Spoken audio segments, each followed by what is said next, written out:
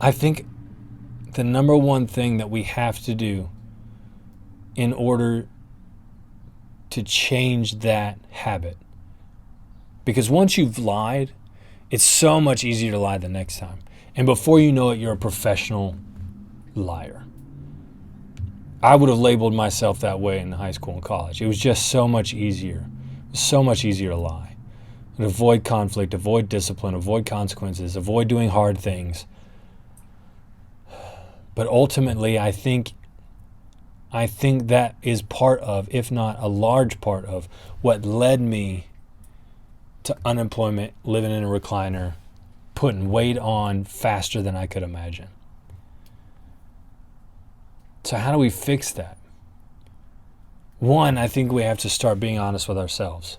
And if you don't do anything else other than that, I think being honest with yourself is where you start. And what does that mean?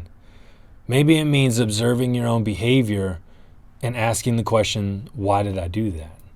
Well, I did that because I don't want my mom to yell at me. Well, why don't you want your mom to yell at me? Well, because I don't want consequences. Well, why don't you want consequences?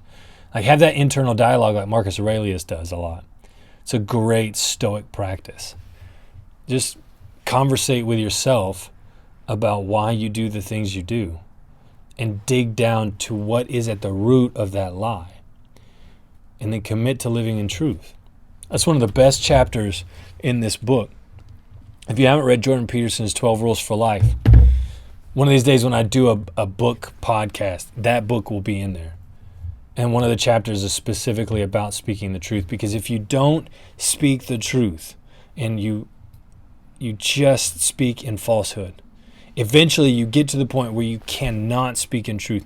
And then you become the kind of person that will bring atrocity into the world. You say, well, that's a little extreme. Yeah, maybe. But look at where we're headed right now as a culture. Look at the things that we are allowing. Like, because we can't accept the reality that there are two genders, we create spaces where it's possible, not always, where it's possible for people to get hurt. You saw that in Loudoun County. Like, that story is so prevalent because it started with falsehood. It started with, well, truth is relative. And what's so funny about that statement is that it's a self-defeating statement. Truth is relative. Well, if that statement is true, then it's relative and therefore it's not true. There is objective, real truth. And we have to live from objective, real truth. Because if we don't, the best of us gets shoved into a closet of our soul and we end up spending the rest of our life living as a false egoic self. And we miss out. We miss out on living life to the fullest. I absolutely fundamentally believe that you cannot live life to the fullest without truth.